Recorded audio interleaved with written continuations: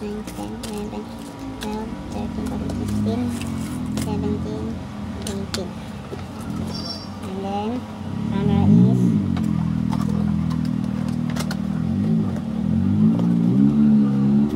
dito may pakita.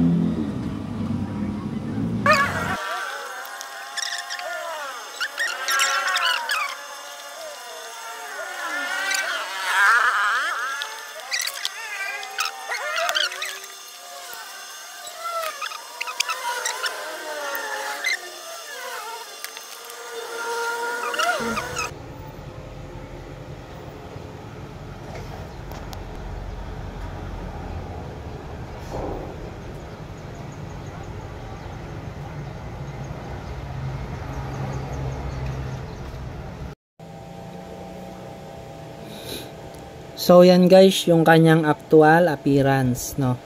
Ito yung back, nandito makikita yung screen. No, so maliit lang siya, no, parang halos siguro mga kasindaki lang to ng GoPro. Tapos medyo parang nababalutan siya ng ano, ng rubber. Medyo rubberize yung kanyang texture. Tapos yan may akaso na tatak dyan sa unahan. Tapos sa gilid may B50 Pro. Yan, kita nyo. Tapos may speaker siya dyan, no? Hindi ko alam kung sa voice speaker to. Tapos may speaker pa dito. Tapos yung indicator ng Wi-Fi. Etong pula, ito yung button na on-off. Yan yung on-off. Tapos yung blue, yan yung pag mag-start ka ng video, kaya magka-captured ka ng picture. Yan yung blue.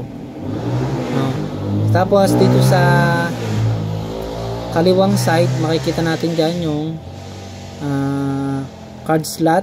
Yan, card slot.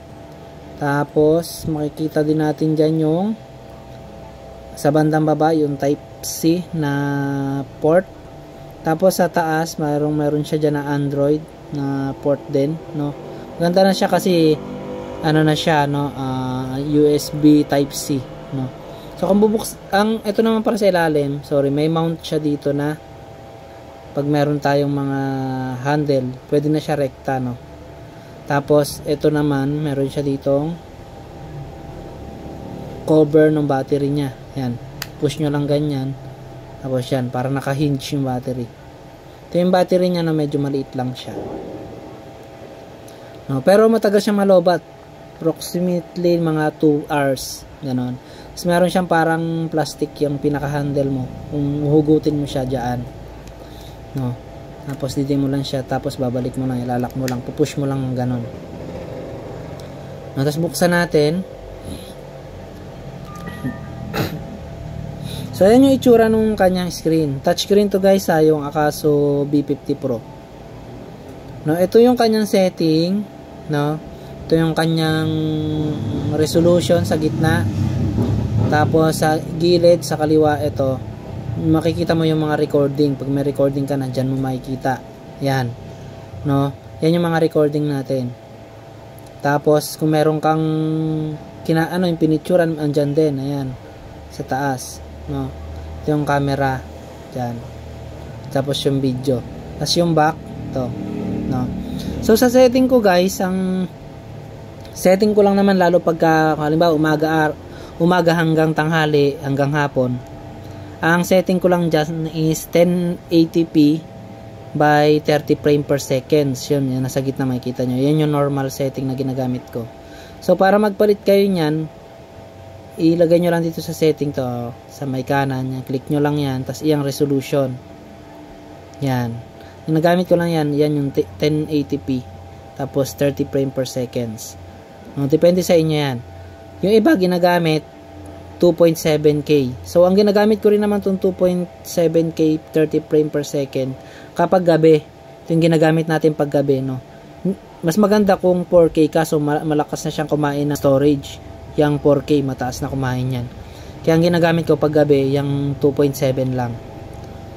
Tapos, ang isiset nyo lang naman pag sa video, yan. Napunta sa setting, yung resolution. Pagka nagmo-motor kayo, i-on nyo yung itong stabilizer, itong stabilization, i-on nyo yan. Yan, i-on nyo yan pagka nagmumotor kayo. Tsaka pag mauga, para yung image kahit makagalaw yung camera nyo, stable siya. Tapos slide nyo lang siya pataas. Yan, slide nyo lang pataas. Yung audio record, no, i-on nyo lang para mare-record yung boses nyo. Sa microphone, pwede kayo mamili dyan kung built-in o external. So meron tayong external. Nung binili natin to, ang pinili natin na kasama niya is yung external mic, no? Makikita niyo mamaya sa video kung gaano kalakas yung external mic, no? Papakita natin diyan. Tapos back natin. Itong exposure, guys, i-zero nyo lang yan, no? Yung exposure, i-zero nyo lang siya para hindi siya maliwanag, hindi siya madilim kapag tanghali, no? Tapos sa sound, no? Ayan. Yung para hindi tumutunog, i-off nyo na tong touch tone. Yan na lang, iwan nyo yung boot tone tsaka yung key tone. Tapos sa angle, no, naka super wide tayo, pwede naman kayo mamili dyan. Pag narrow, ibig sabihin pag narrow, kung ano yung nakikita nyo na sa paningin nyo, yun yan, parang bago kasi pag naka wide, halimbawa super wide, parang magko-curve yung ano niya, yung shot niya, no, kasi iwa-wide niya kasi yung screen, parang ganun yung mangyayari diyan. Kaya ako naka super wide ako para malawak yung ano niya, masasakop niya na kuha. Tapos sa remote control, no, naka-on tayo diyan, may remote control tayo. Nakita niyo naman dun sa ano kanina sa mga accessories, andun yung remote. Tapos sa white balance, naka-auto tayo, no. Filter, natural lang. Sharp, normal lang, yung sharpness. Yung driving mode, no, pwede natin i-on yan, pwede rin natin i-off. Sa akin, ino-off ko para hindi siya automatic nagre-record. Kasi pag in-on nyo yun, automatic magre-record siya kapag halimbawa in-on nyo tong action cam.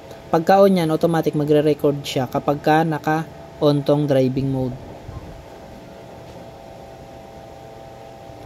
Yan. So, auto power off.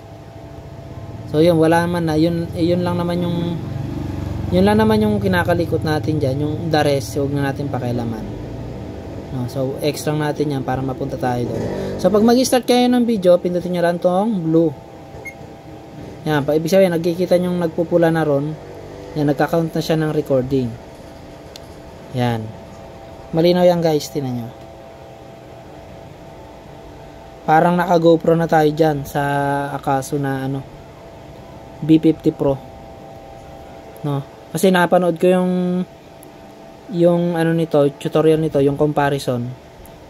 Pwede na, no, nakakasabay na siya sa GoPro. Para sa mga beginners na medyo walang budget, okay na to. Pagka ipapatay nyo lang yung video, dun lang uli sa blue. Diba? So, nakapatay na yan. Tapos makikita nyo yung ni-record nyo, nandito yon. Ano yung video na icon. Mag-loading lang siya. Ayun siya sa unahan. Yan. Kita nyo. Maganda rin to guys kahit gabi. Kita nyo, ito yung recording niya pag araw. Yan, ba, may handaan. Yan, oh.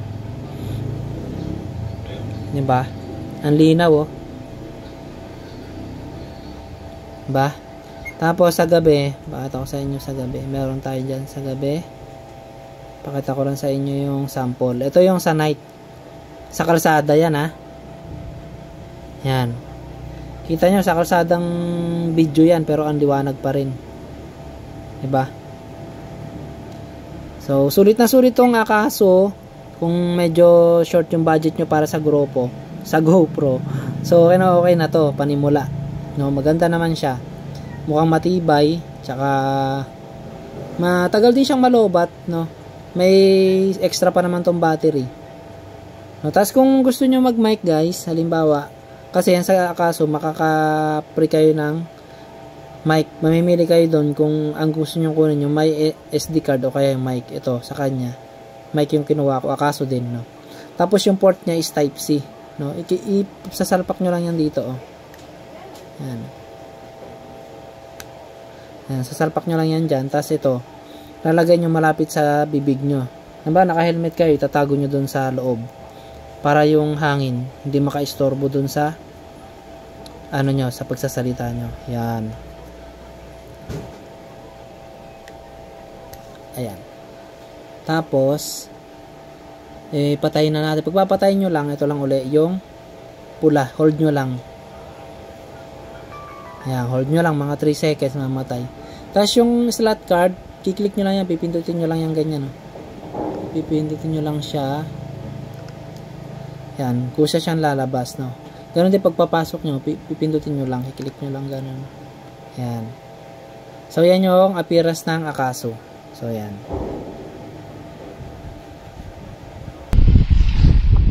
So dyan guys, pag dumiretso ka dyan, dyan yung Yapak Resort, tsaka yung Quest Adventure Kineme, o yung lipat-lipat tayo ng pwesto kasi 5 minutes, 10 minutes tayo nag-aantay sa isa tinitigilan natin, walang pumapasok. So lipat uli pagka ganyan.